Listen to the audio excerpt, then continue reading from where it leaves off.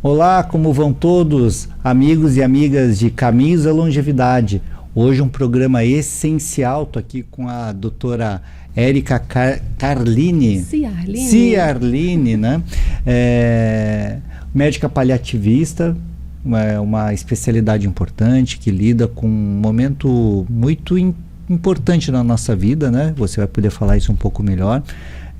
Boa noite para vocês. Érica, doutora Érica, muito obrigado por estar aqui, satisfação em tê-la. Prazer imenso, muito obrigada pelo convite. A gente pode se tratar por Érica, não tem problema, eu dispenso doutora, podemos ser mais informais. E muito obrigada por essa oportunidade de poder falar também do que eu faço, que nem todo mundo conhece. Tá bom. Érica, mas antes de ser médica paliativista, teve um momento que a jovem Érica decidiu fazer medicina, né? Uhum. E o que levou a Érica a buscar medicina? Então, eu tenho uma história de quando eu tinha 12 anos de idade, né? Segundo relatos.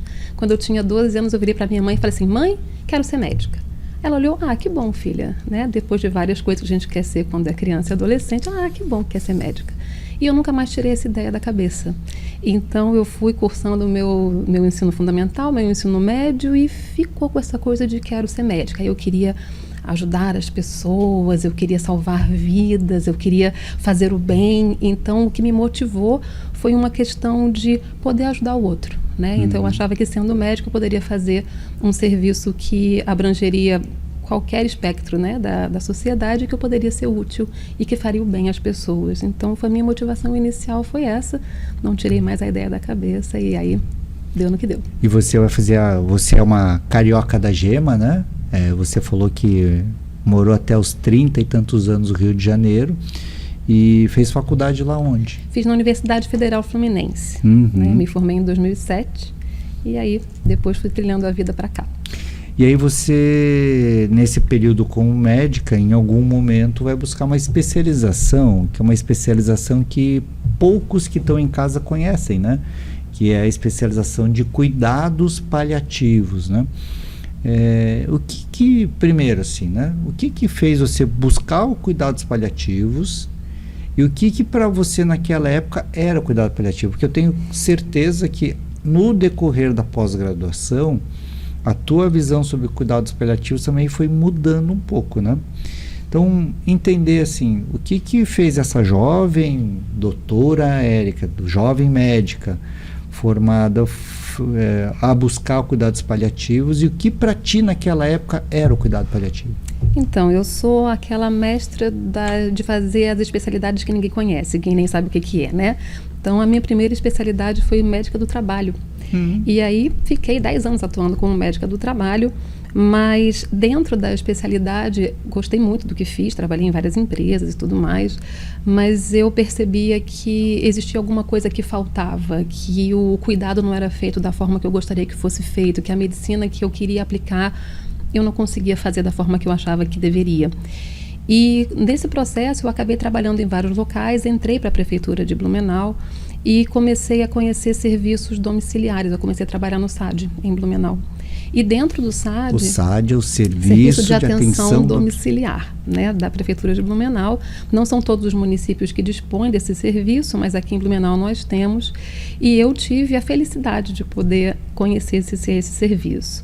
E trabalhando no SAD, eu comecei a trabalhar com pessoas que tinham condições de saúde muito diferentes daquelas que eu via nos plantões de pronto-socorro, ou dentro da medicina do trabalho, ou dentro das unidades de saúde.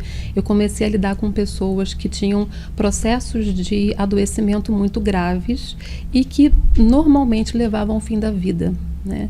E dentro desse local eu pude perceber que ali existia um espaço para que a medicina em que eu acreditava e que depois de um tempo de estrada eu achei que não dava para fazer aquilo que eu acreditava, porque, né, as questões do trabalho em empresas ou mesmo em unidades de saúde às vezes não se mostram da forma que a gente deseja. Ali eu percebi que havia um espaço para alguma coisa a mais. E percebi que eu precisava também me capacitar para essa alguma coisa a mais. E dentro desse trabalho, tive contato com o Dr. Luciano Máximo, né, que já era médico paliativista, e ele falou: Érica, por que você não faz? Né? Por que você tem perfil? Eu falei, será? Eu falei, talvez. E aí eu falei, quer saber? Vou fazer.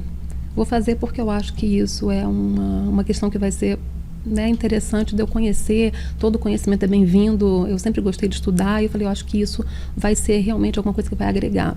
Então eu entrei numa ideia de aperfeiçoar ainda mais o meu conhecimento e aquilo que eu já fazia, né? Eu já estava aí quase 3 anos dentro do SAD e eu falei, não, é legal ter uma coisa a mais. E quando eu comecei a fazer a pós-graduação, graças a Deus que a minha ideia do que era cuidado paliativo se modificou, porque ela se ampliou e se aprofundou muito mais, ela se modificou para melhor.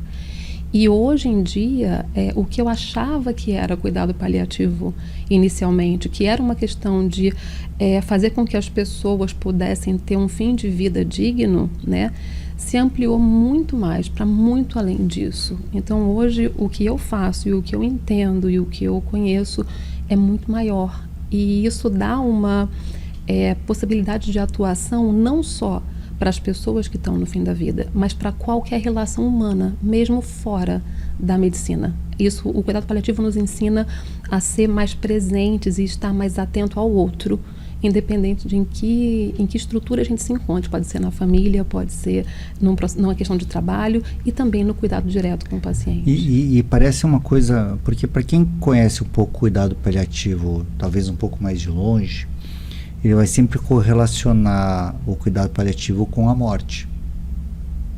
Mas pelo que tu está falando, você está correlacionando o cuidado paliativo muito mais com a vida. Exato. Porque quando você fala de relações, de qualidade, né, de ter uma vida melhor, eu estou muito pensando na vida e não na morte.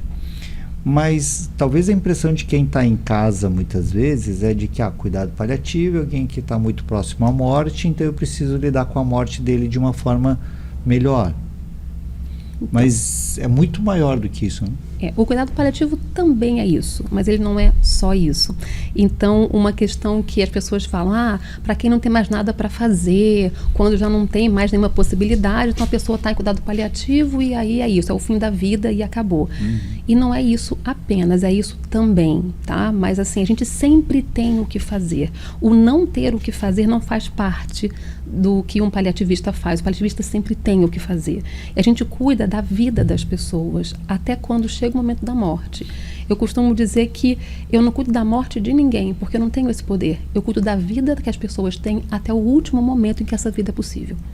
Mas aí, pensando que quem está em casa às vezes está pensando, mas se eu estou lidando nesse final de vida, perto da morte, qual é o benefício para o paciente, para a família, de ter alguém que cuide especificamente desse momento? Porque se a doença já avançou tanto e a morte é inevitável, então por que eu vou investir tanto nesse cuidado? Qual é a tua resposta para quem está em casa pensando dessa forma?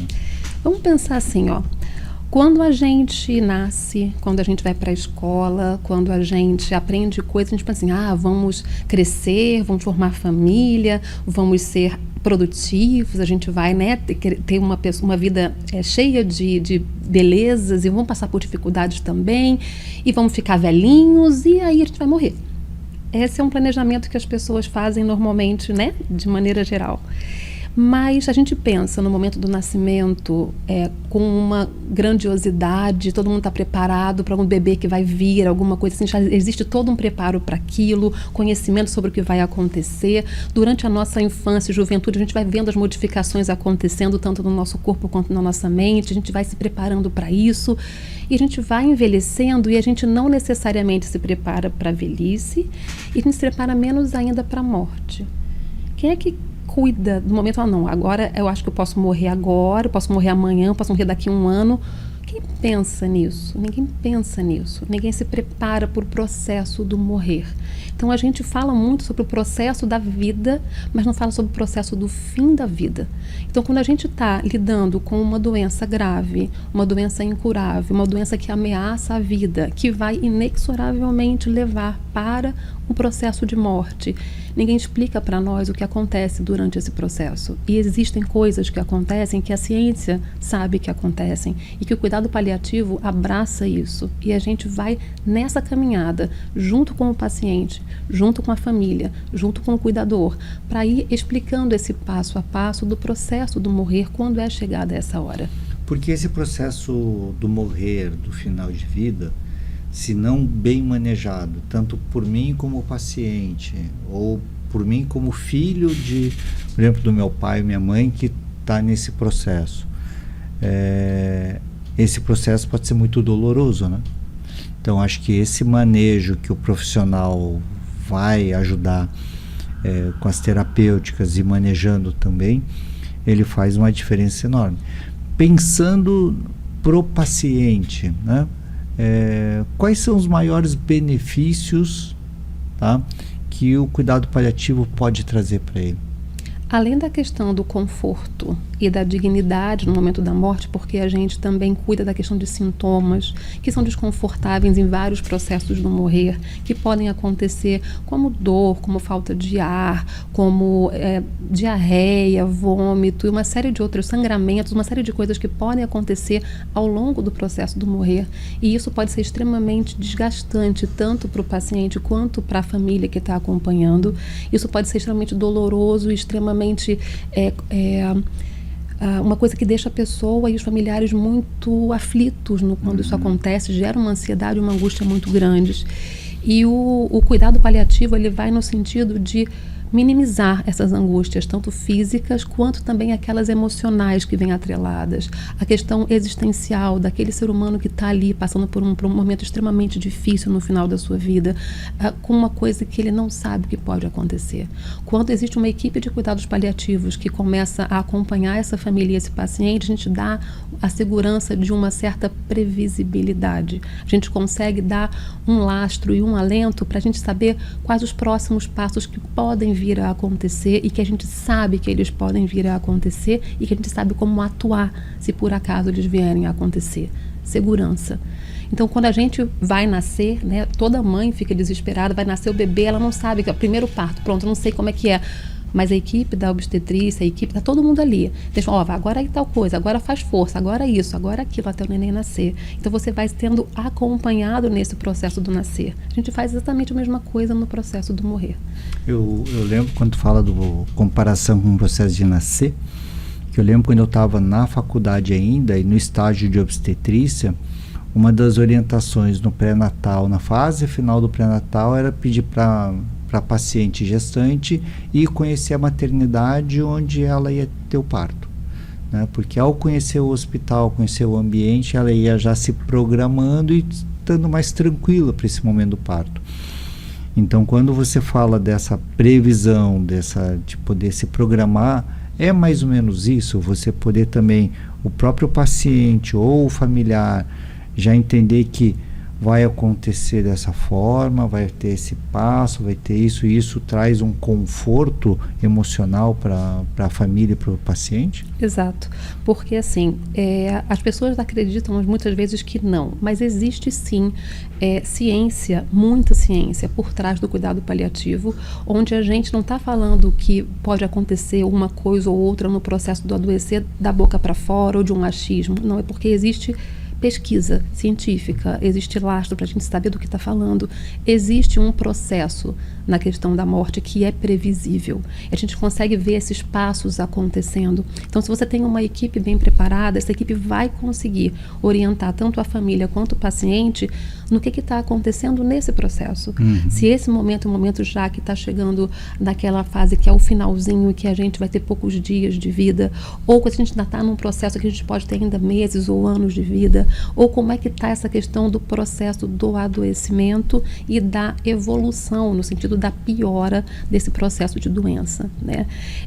A gente não vai fazer previsão mirabolante, não é assim, tá? A gente não adivinha coisa alguma. Essa disciplina não tinha, não, né? A bola de cristal, essa não funciona, tá? Porque eu quando entrei na faculdade, Érica, eu sempre ficava pensando, né? Quando é que eu vou aprender a calcular quantos dias, quantos meses de vida o paciente tem? E eu passei a faculdade inteira e eu não tive essa aula. Eu ficava pensando, será que eu faltei nessa aula? Porque eu não consigo calcular isso, né? porque é aquela coisa muito de filme, né? Não, você vai ter 6 meses de vida, né? E isso a gente não consegue ter, né? Então, para o pessoal que está em casa, a gente não tem essa calculadora, a gente não tem essa bola de cristal para dizer assim, olha, tem 33 dias de vida. Não existe, né? Não.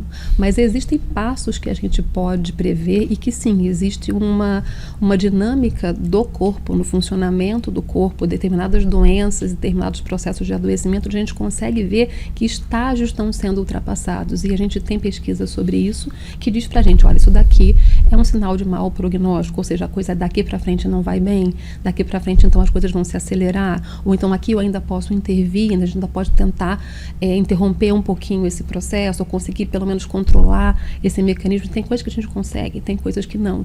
Então, o paliativista é o profissional que faz esse tipo de previsão, entre aspas, né?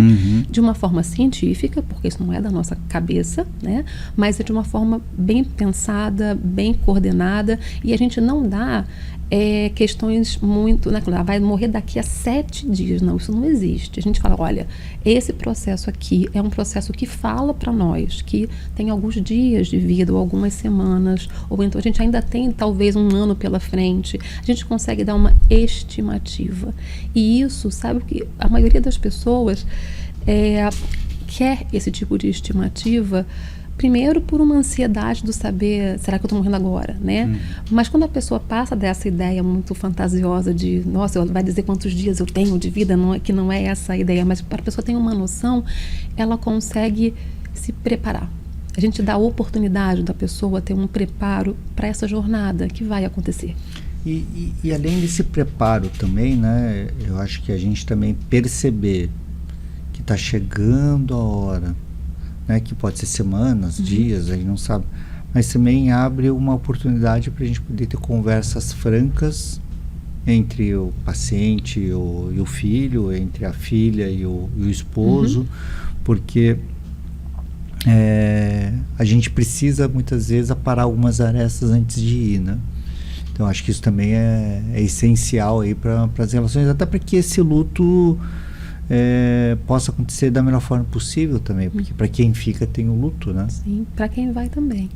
A gente tem vários tipos de luto nesse processo, né? E assim, o cuidado paliativo, ele abrange 4 esferas do sofrimento humano, né? Então a gente tem a esfera física, que doenças provocam dores, provocam mal-estar, e essa esfera física, ela é muito importante de ser cuidada, manejada, e se possível, né, extinto aquele sofrimento físico que está ali, mas se não, pelo menos minimizado aquele sofrimento.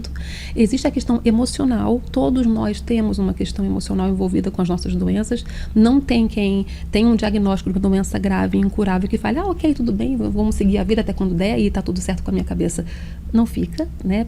A gente pode pensar na gente mesmo, a gente pode pensar num ente querido. Quando a gente tem um diagnóstico de uma doença grave que sabe que não tem cura, todo mundo deixa de ser pessoa e passa a ser paciente nesse momento. Então, você se coloca numa outra posição dentro da sociedade, a sociedade te vê de uma outra forma. Isso também gera um sofrimento emocional, né? Nós temos também um sofrimento da esfera social, porque as pessoas têm famílias, convivem em comunidade, fazem parte de igrejas, de trabalhos, de outras questões e uma série de coisas que muda também esse contexto social dessa família. E muitas vezes esse paciente ou essa família não tem rede de apoio ou tem outros sofrimentos envolvidos nisso. O cuidado paliativo também está olhando para isso, né? E nós também temos a 4ª esfera do sofrimento, que é o espiritual, que muita gente não leva em conta, mas que ele é extremamente importante. São os 4 pilares que movem o cuidado paliativo. Então, a equipe de cuidados paliativos, ela nunca está olhando apenas para o corpo físico. A gente olha para 4 dimensões do sofrimento, e essas 4 dimensões têm o mesmo peso, têm a mesma importância, e todas têm que ser abordadas. E aí, quando eu falo da equipe, é porque cuidado paliativo não se faz sozinho. Então, eu não faço cuidado paliativo exclusivamente por mim. Tem uma equipe que precisa vir comigo para que isso possa ser bem feito em todas as esferas do sofrimento. Porque por isso que é muito importante ter um psicólogo, ter um fisioterapeuta, ter qualquer outra pessoa que queira estar presente. Então, assistentes sociais, todo mundo, não é só médico que faz isso. Qualquer profissional da saúde, até veterinários, podem fazer cuidado paliativo. Tá? Então, assim, é aberto a qualquer pessoa que lida com pessoas e que lida com o sofrimento de seres vivos, né? Então, na veterinária se lida com o sofrimento tanto dos animais, mas também dos tutores, de quem cuida, de quem é o dono, o tutor, de quem tem aquela vida, né, daquele animal que é preciosa. Porque é uma relação muito intensa também com os nossos pequenos... É uma relação afetiva, né? O afeto permeia todas as relações humanas. E tem uma coisa que você faz, sabe, que o cuidado paliativo, para mim, ele sempre permeia um pouco do meu trabalho como geriatra, né? Nunca na profundidade como você trabalha, mas ele também permeou porque em 2020 minha mãe faleceu de um câncer. E ao trazer com algumas coisas do cuidado paliativo, uma das coisas que mais me surpreendeu foi quando a gente foi abrir a conversa com a minha mãe e ela fez o pedido de que ela queria os cachorros dela perto dela. Né? Minha mãe nunca foi uma mulher que gostasse de ter o cachorro tanto por perto. O cachorro para minha mãe ficava fora de casa. Mas a partir daquele momento a gente deixou entrar dentro de casa, porque assim ela queria. E se a gente não tivesse feito a conversa, talvez ela não pediria. E fez muito bem para ela naquele momento. Então, como é importante, né? Porque às vezes a gente tem uma crença de que conhece bem a própria mãe, ou o companheiro, a companheira, e quando a gente vai ver, não conhece tanto assim, né? Mesmo tendo vivido uma vida ao lado, né? Então, a conversa nesse final de vida ela é importante, né? Por isso que é importante abrir o jogo. Porque tem um episódio todo mundo aqui em casa talvez conheça o seriado médico, um dos mais famosos, que é o House. Perdão, era Grey's Anatomy, que também é um seriado sobre medicina, né?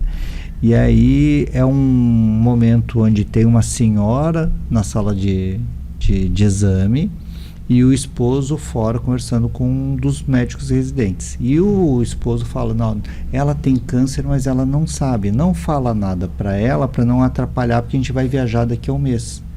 E aí faz o corte para ela na sala de exames, ela falando assim, eu tenho câncer, mas ele não sabe, então não fala nada para ele que eu não quero estragar a viagem.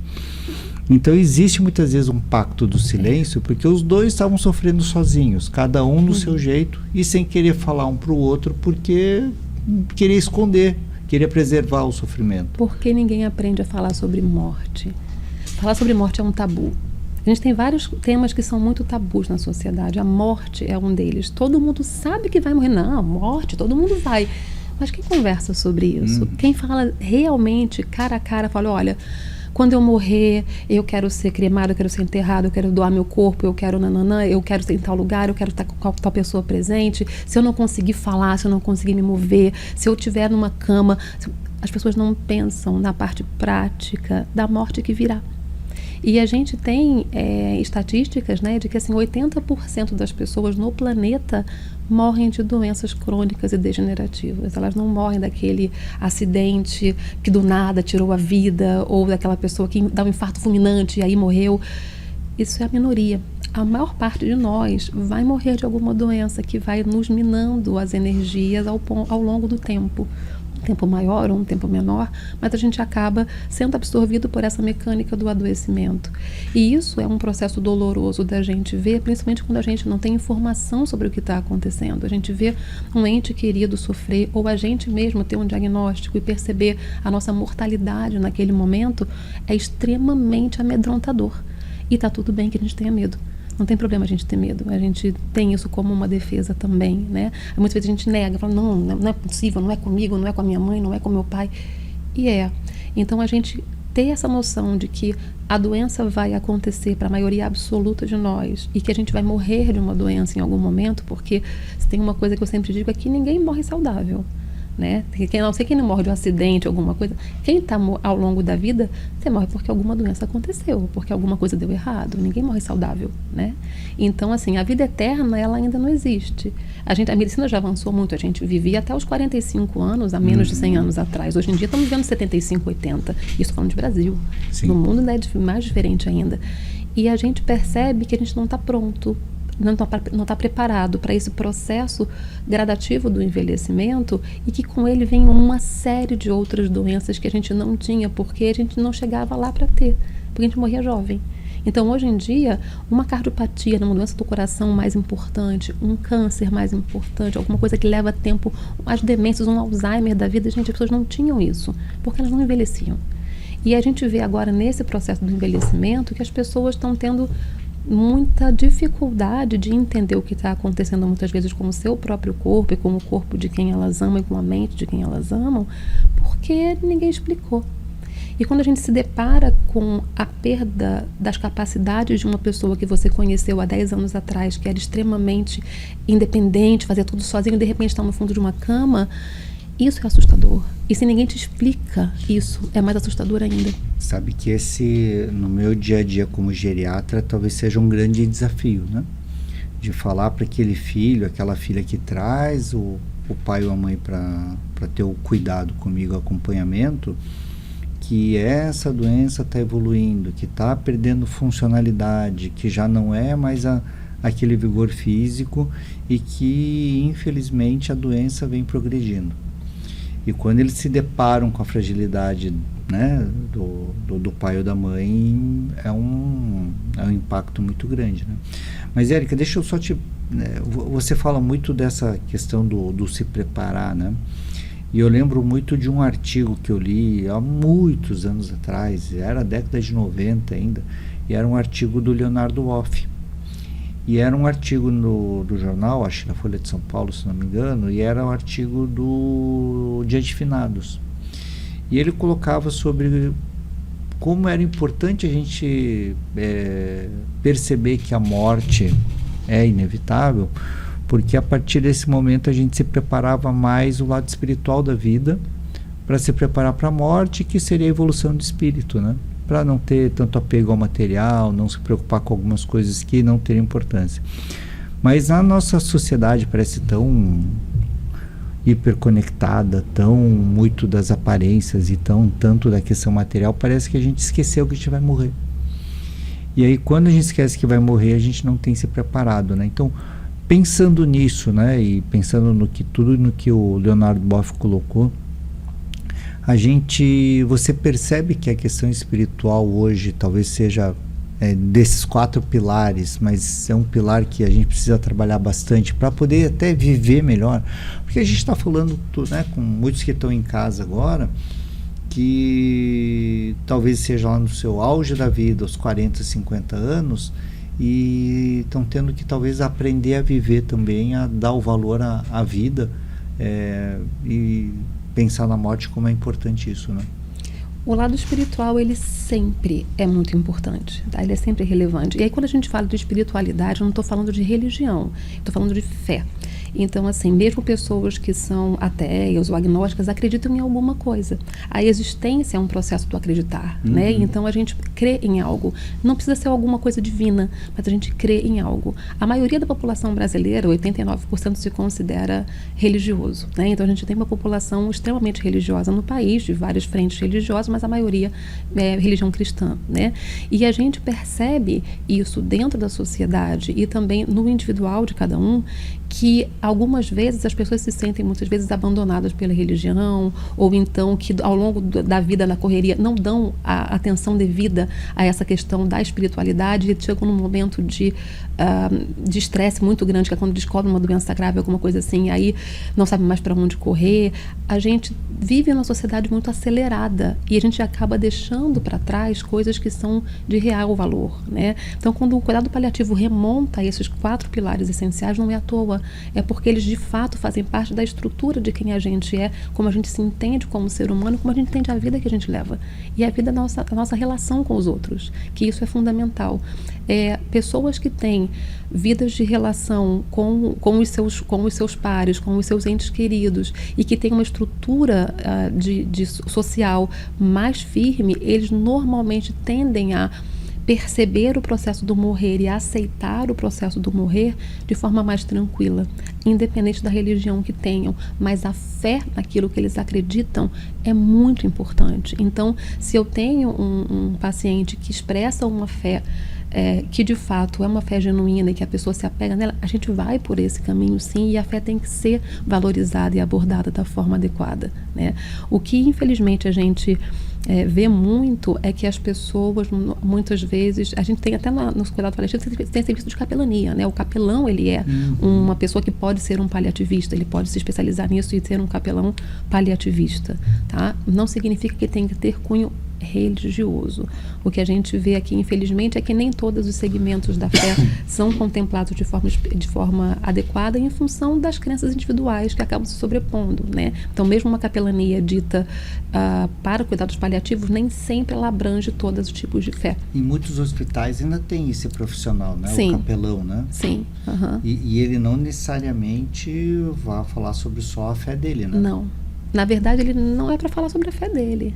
Porque no cuidado paliativo, isso é uma coisa que a área da saúde, mas a medicina especificamente, se perdeu muito no seu caminho porque ela deixou de colocar o paciente como protagonista. O médico passou a ser o protagonista das ações muitas vezes. E aí a gente não tem uma escuta adequada, você não tem aquela escuta ativa e de forma empática, e você não vê o sofrimento do outro. Quando a gente está num diagnóstico inexorável que vai levar à morte, ou num processo já de adoecimento mais profundo e que a pessoa está no processo do morrer, a gente não pode nunca esquecer que o dono da sua própria vida é você, não é outra pessoa. Então, se você pode falar por si, é a você que eu tenho que me referir.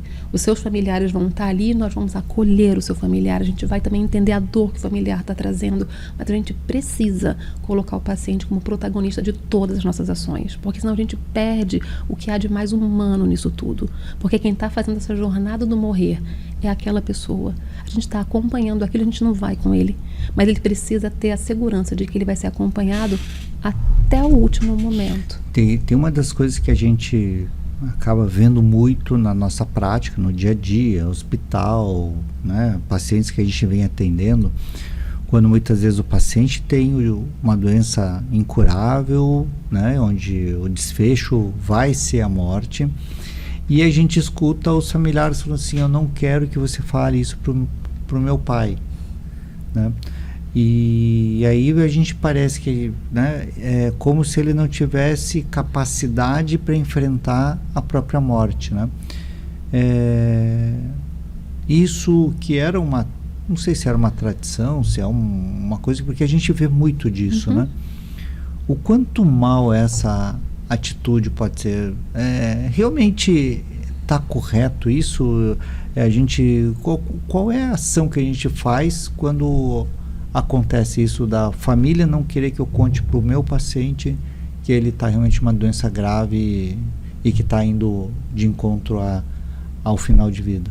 Então, isso a gente chama isso de cerco do silêncio, né? Ou complô do silêncio, tem vários pactos do silêncio, mas o cerco do silêncio, ele é uma tentativa de proteção contra o sofrimento. Aquela coisa, aquilo que eu não sei, então eu não sofro, né? Se eu não souber, é aquela coisa que os olhos não veem, o coração não sente. O ditado maravilhoso, mas nesse momento nem sempre ele pode ser usado dessa forma. Tá? Por quê? Como é que eu ajo dessa forma, nesse momento? Depende. O que o paciente quer saber? Até onde ele quer que eu vá? Porque, assim, o direito de conhecer o que acontece com o seu corpo, ele é inalienável. Se você tem capacidade de compreender o que está sendo dito, é a você que eu vou me referir e é para você que eu vou dizer o que está acontecendo. Então, se você é meu paciente e você tem condição de compreender que você está com um diagnóstico e você quer saber quais são os próximos passos, eu vou contar para você tudo o que você quiser saber na medida em que você suportar a informação. Então, o cuidado paliativo tem exatamente essa abordagem. A gente fala aquilo que o protagonista da história, que é o paciente, deseja saber.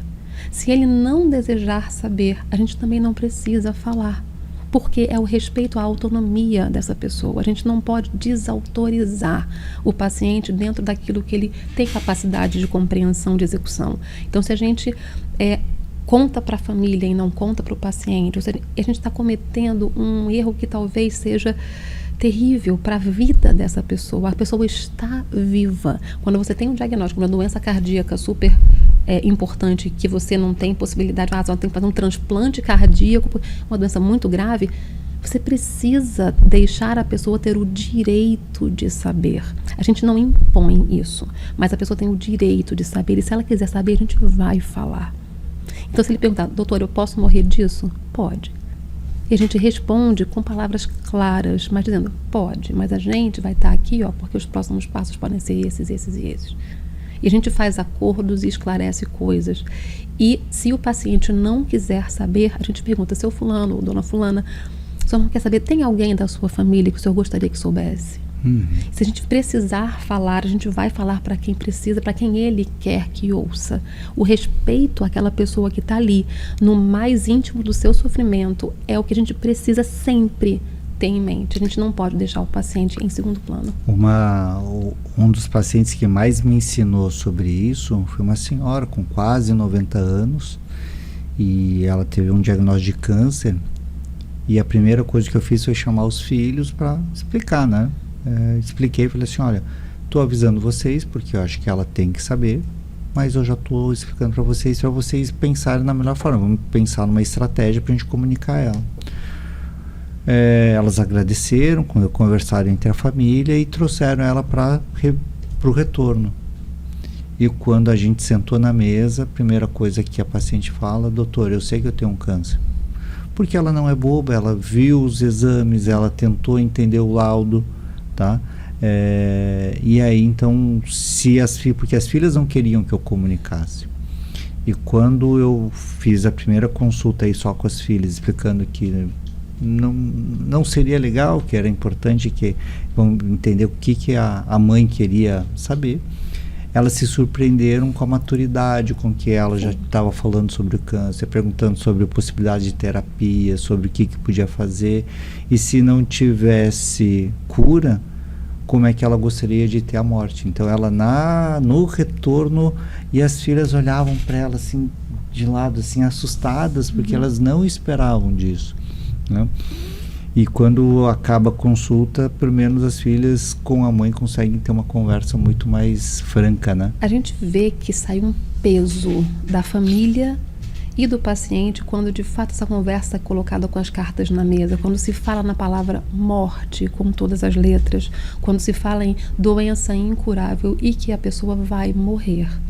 Isso quando normalmente esse cerco do silêncio, ele gera mais sofrimento tanto para o paciente quanto para o cuidador e para o familiar. E quando a gente consegue de fato demonstrar que a pessoa tem o direito de saber e que conversar sobre isso dá justamente o direito da pessoa se preparar para o que ela quer fazer, de planejar o que ela quer, isso é muito libertador, isso é muito tranquilizador para a família e para o paciente. Então é um diálogo aberto, é um diálogo franco, é um diálogo difícil. A gente tem, no cuidado paliativo, a gente aprende técnicas para como falar isso, como abordar esse tipo de tema. Então, comunicação de más notícias, comunicação de notícias difíceis, isso é aprendido, isso não é também, né, do nada que a gente tira. Não basta a gente ter empatia, bom senso, tem técnica para fazer. A Sociedade Brasileira de Geriatria e Gerontologia, ela trouxe eu vou dizer assim, um método para abordar o tema, e é o Cartas na Mesa. Então são cartas de baralho, né? Explicar para quem está em casa, são cartas de baralho, mas que são 52 cartas, por isso que são cartas como se fosse carta de baralho, e com os desejos de final de vida. Foi nessa carta que minha mãe me traz que queria estar perto dos cachorrinhos dela. Então ali ele disse, ele quer ir até o fim nas terapêuticas, quer ir talvez numa UTI, ou não, eu não quero ser entubado, eu não quero morrer em casa. Então você joga as cartas na mesa e o paciente vai poder decidir. Existem várias vias de a gente fazer esse tipo de informação. As cartas são ótimas, conversas também. Tem várias maneiras de fazer. E a gente chama isso de diretiva antecipada de vontade, né? Quando você sabe, no processo do adoecimento, quais são as vontades que o paciente expressa de maneira direta ou indireta, mas ele tem várias formas de comunicar nossas vontades, né? E isso faz parte de um documento, que é uma diretiva antecipada de vontade, que pode estar registrada apenas no prontuário, não precisa ser assinado por ninguém, nada disso, mas que aquela pessoa disse, olha, eu quero isso, eu não quero aquilo. Mas para que a pessoa tenha o direito de falar o que ela quer, o que ela não quer, ela tem que conhecer, ela tem que saber, ela tem que ter a noção do que tem que estar na mesa, né? E essas cartas na mesa, elas podem ser modificadas a qualquer momento do processo do adoecer. Não é porque eu falei hoje que eu não quero ser entubado, que quando eu começar a ter falta de ar eu não queira. isso pode modificar. Tem um conceito pré-concebido, né? Por isso que eu falo que é um pré-conceito, né? É uma falsa ideia de que ao começar com cuidado paliativo, esse paciente vai morrer mais cedo. E isso não é correto, né? Já tem vários estudos que mostram que é o contrário, né? Me explica isso melhor, assim, porque eu estou cuidando de alguém que está em fase final de vida. Aí eu vou começar agora a falar sobre a morte e preparar ele para essa morte. Ele vai viver mais? É isso? É uma das coisas. Então, olha só, eu não vou nem acelerar, nem ralentar o processo do morrer de ninguém. O que eu faço, o que a equipe de cuidados paliativos faz é acompanhar esse processo e dar qualidade de vida durante esse processo. Porque o processo do morrer ele pode ser muito rápido, mas ele pode ser extremamente longo, pode durar anos, né? Então, assim, as pessoas acham que o cuidado paliativo se aplica só para quem está já em fase final de vida, né? Os últimos meses de vida é ali que entra. Não é. O cuidado paliativo ele entra quando a gente tem um diagnóstico de uma doença grave e incurável. Então, o cuidado paliativo não é só para idoso. A gente lida muito com o idoso porque o idoso tem muita doença grave e incurável, né? Mas uma criança que nasceu com uma questão cardíaca muito grave, que acabou de nascer, ela já tem critérios para entrar nos cuidados paliativos, porque ela não vai ficar curada daquela doença. Ela vai conviver com essa doença até o final da vida dela. Eu tive pacientes que eram crianças, que faleceram enquanto crianças. Não é só pessoa idosa que tem direito ao cuidado paliativo, é qualquer pessoa, qualquer ser humano que tenha um diagnóstico de uma doença grave e incurável e que ameaça a vida. Então, para que a gente possa fornecer para essa pessoa, mas a pessoa diagnosticou agora, não está morrendo agora. Não, mas todos nós, eu não sei, né, se vocês sabem, mas a gente não está ficando mais jovem. Nunca, nenhum de nós em nenhum momento. Sério, mas eu me achava tão jovem. Pois é, infelizmente vou ter que dizer que não. A gente só envelhece a todo instante. A gente está cada vez mais próximo da morte. Eu costumo dizer que a gente está de mãos dadas com ela. Em algum momento ela vai e puxa a gente, mas a gente está sempre do lado dela. A gente nunca sabe quando isso vai acontecer, mas vai acontecer. E quando uma pessoa... por exemplo, se você é uma pessoa que está saudável, você tem 60 anos, está super saudável, não tem nenhum diagnóstico de doença grave ameaçadora da vida, você mesmo assim tem, peraí, mas eu estou com 60, então, né, em algum momento já estou mais para lá do que para cá, tem menos coisa para vir do que o que já veio, então você já começa a pensar na questão da morte. Mas quando você, independente da idade que tenha, tem um diagnóstico que diz, olha só, seu pulmão não funciona mais. Você vai precisar de auxílio para respirar daqui para frente. Isso é uma sentença. Isso pode ser desesperador para quem recebe. E isso, o cuidado paliativo entra neste momento do diagnóstico. Então, assim, fibrose cística, por exemplo, uma doença pulmonar importante que deixa as pessoas com uma dificuldade respiratória importante, que muitas vezes é diagnosticada na infância ou na idade jovem ainda. Essa pessoa não vai ter direito de ter um acompanhamento, não vai ter direito de saber o que está acontecendo, não vai ter direito de ter os seus sofrimentos de maneira geral, que não só a doença, serem contemplados com a possibilidade de ter um alívio. Porque curar a gente não vai conseguir, mas a gente consegue mitigar, a gente consegue amenizar muita coisa, mostrando para essa família e para esse paciente que existem outros recursos para além do remédio.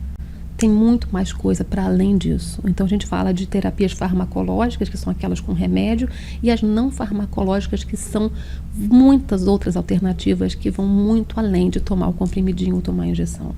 E as pessoas não têm a noção de que isso pode ser extremamente modificador no processo de vida e de qualidade de vida das pessoas que passam por doenças graves.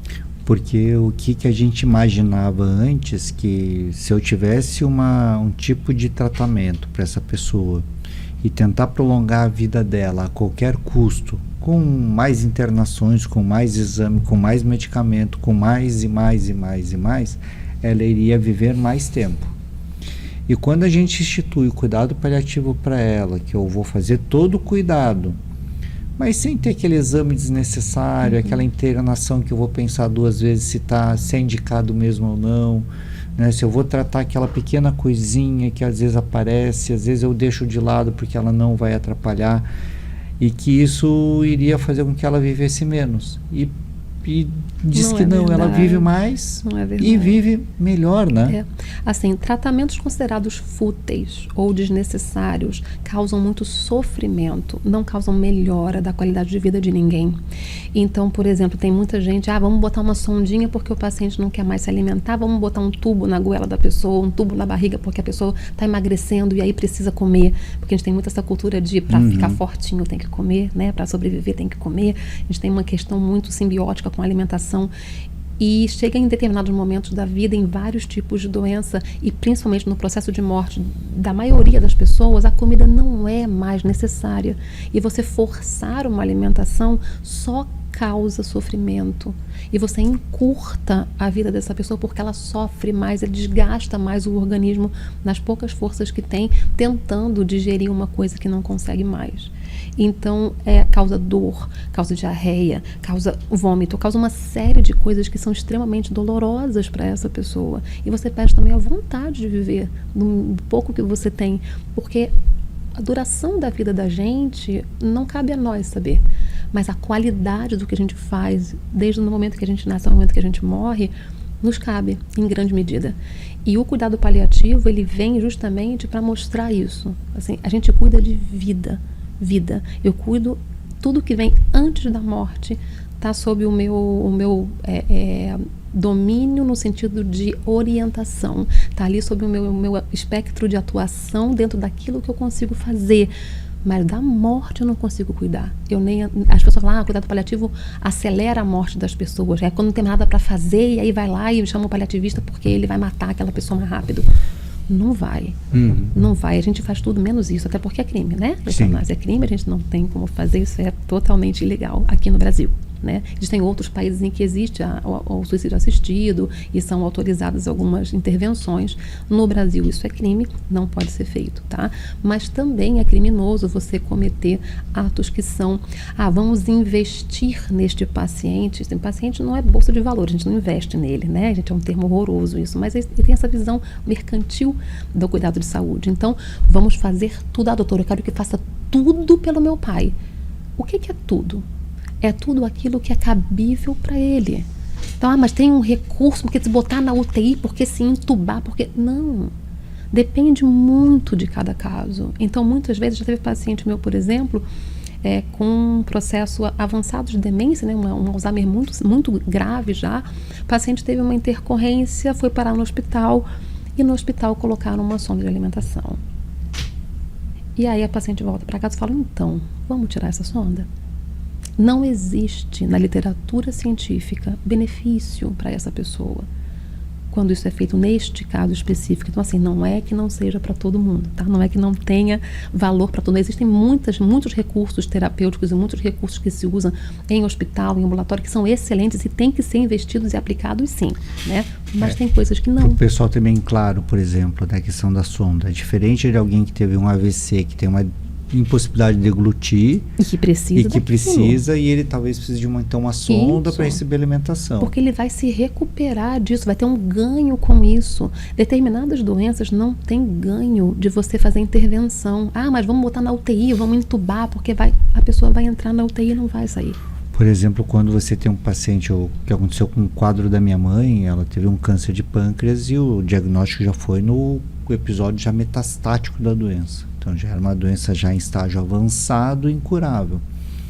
Quando o oncologista dela oferece a quimioterapia, a gente já tinha conversado muito bem que se a quimioterapia fosse para trazer qualidade de vida, ok, se não, não. E aí a opção é não fazer a quimioterapia. Porque a minha mãe até quis tentar fazer uma sessão. Ela fez uma sessão e ficou muito sintomática, alguns para-efeitos da quimioterapia. E ela falou assim, eu não quero mais. E ok, tá tudo bem, né? Porque a decisão era dela. Então, às vezes, entre aspas, investir num tratamento que vai causar um malefício ou um desconforto, é o que o cuidado paliativo vai evitar, né? Exatamente, porque assim, quando a gente para pensar, e aí a gente pode pensar, cada um de nós pensando consigo, O que você prefere para a sua vida? O que tem valor para você? Qual é a vida que vale a pena para você? É você em cima de uma cama ou dentro de um leito de hospital ou dentro de uma UTI com tubos e coisas enfiadas em você em tudo que é canto e você ficando ali num estado vegetativo? É isso, é vida para você? Isso tem valor para você? Se tem, vamos fazer.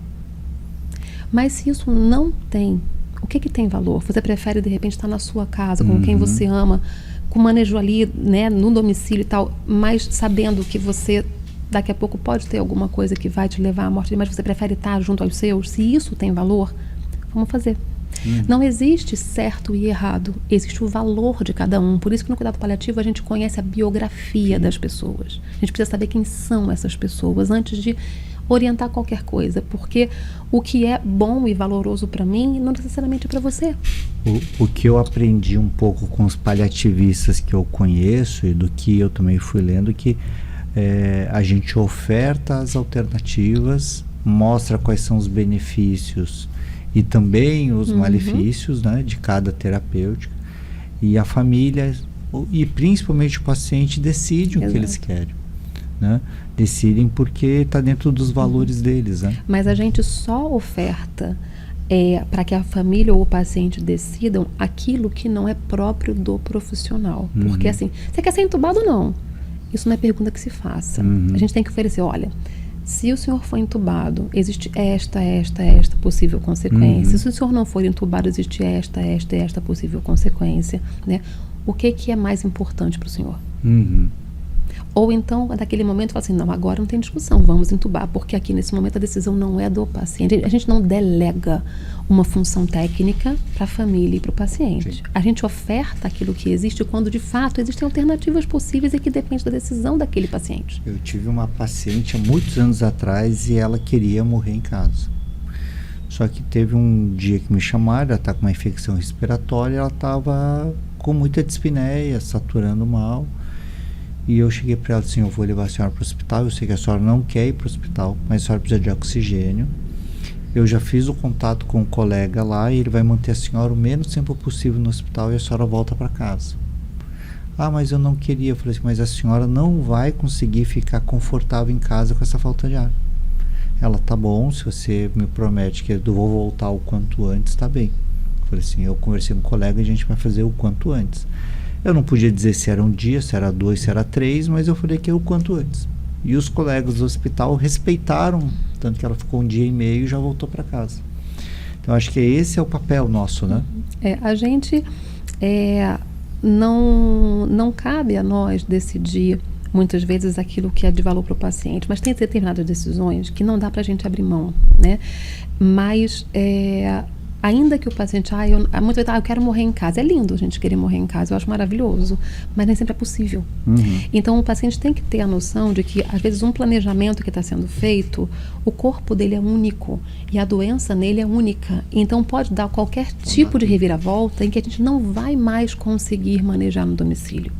Então, assim, no cuidado paliativo, a gente tem recursos para manejar no domicílio até praticamente a última instância. A gente tem muito recurso terapêutico para deixar toda a questão do sofrimento físico amenizado, né? Mesmo uma falta de ar importante, mesmo um sangramento importante, mesmo a dor. A gente consegue manejar no domicílio isso muito bem na maior parte dos casos, mas não em todos. Então vai chegar algum momento que a gente vai precisar fazer o que você fez. Tipo, olha, agora não dá mais. Aqui eu não consigo. A senhora vai sofrer ficando em casa. Mas se para ela isso está ok, então olha só, então vai ser assim. Não consigo tirar a sua falta de ar mais do que isso daqui. Tá bom para a senhora isso aqui? É o que eu consigo fazer, não consigo fazer mais. Porque isso não é largar mão do paciente, não é abrir mão do cuidado, é orientar, falar, olha, existe um cuidado melhor possível aqui, sim, vamos fazê-lo. Sabe que eu tenho percebido, hoje eu tenho uma casa de idosos, gerencio ela, sou o médico responsável, como eu tive que me adaptar, porque o domicílio não está pronto para, né, ter o óbito. As casas para idosos também não.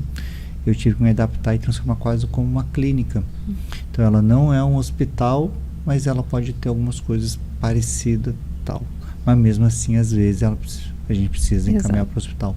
Então, como ele é tudo tão dinâmico, né? E cada um precisa dependendo do que tem. Érica, deixa eu te contar, eu te alertei que quando a gente ia começar a conversar, ia chegar um momento que ia passar quase uma hora inteira e a gente ainda tem muita coisa a conversar, né? Então, a gente está assim, caminhando para ir para os nossos últimos 5 minutos de programa. Já, né? E eu queria só te perguntar assim, uma última coisa, assim, né? Você já fez o teu plano do que você imagina para sua morte, do que você gostaria ou não? Porque é uma coisa que a gente também tem orientado muito as pessoas a fazerem, né? De dizer para o teu familiar o que você quer, se porventura acontecer alguma coisa errada no meio do caminho, né? A tua família sabe como você gostaria de enfrentar a morte? Isso é uma coisa curiosa, porque assim, fazer os nossos desejos para a morte é uma coisa muito difícil de fazer. A gente conseguir ter a certeza, ou pelo menos ter um encaminhamento do que quer e do que não quer, é alguma coisa que vai sendo construído ao longo do tempo. Então, hoje a minha família sabe várias coisas do que eu desejo para mim, mas as minúcias do meio do caminho, eu ainda não consegui botar isso no papel, de uma forma em que eu me sinta confortável com as minhas próprias escolhas. Por isso, quando a gente oferta isso para o paciente, para os seus familiares, a gente sabe que é uma construção. Mas no momento em que, assim, eu agora, neste momento, não tenho um diagnóstico de doença grave ameaçadora da vida. Então, agora eu me vejo como espectadora do momento meu que vai chegar. Mas eu ainda não sei, esse momento ainda não chegou para mim. Mas eu vejo acontecendo em muitos domicílios e em muitos pacientes, né, com muitas pessoas, e isso me fez pensar de uma outra forma. Então, hoje eu me sinto muito mais preparada para dar detalhes daquilo que eu quero. Porque essa é uma orientação que a gente fala que é importante que a gente pudesse fazer, porque coisas acontecem, né? Sim. E já vi jovens casais que às vezes acontece alguma coisa e a família não sabe o que a pessoa queria nesse final de vida, né? Érica, deixa eu te agradecer muito, assim, né? Eu sempre gosto de conversar contigo porque a gente vai aprendendo muito, né? Você citou o Luciano, que também é uma pessoa que para mim me ensina bastante, né? Por ter que lidar com o idoso, para mim, conversar com vocês é muito importante. Então, obrigado pela presença, né? Espero que o pessoal em casa tenha curtido, tenha aprendido um pouco, né? E te agradecer mesmo a oportunidade de estar aqui com você. Imagina, é um prazer poder falar um pouquinho mais sobre cuidado paliativo e esclarecer, talvez, né? Tem um mar de coisas para a gente falar, mas para deixar essa questão de que não é só para quando não tem nada o que fazer, na verdade é quando tem muito o que fazer, que a equipe entra em ação. Muito obrigada. Em muitas culturas, a gente desejaria um para o outro que tenha uma boa morte. Uma boa morte. Então, uma boa morte para ti, que tua vida seja plena. E agradecer a todos os amigos de Caminhos da Longevidade. Boa vida para vocês, né? Aproveitem muito e desejo para vocês também boas mortes, tá bom? Até a próxima e até lá. Valeu. Valeu.